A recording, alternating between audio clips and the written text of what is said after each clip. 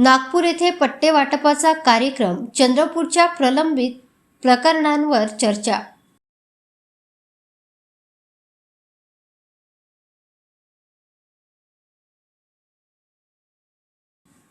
नागपूर येथे आयोजित पट्टे वाटपाच्या कार्यक्रमासाठी महसूल मंत्री चंद्रशेखर बावनकुळे यांनी आमदार किशोर जोरगेवार यांना विशेष आमंत्रण दिले होते।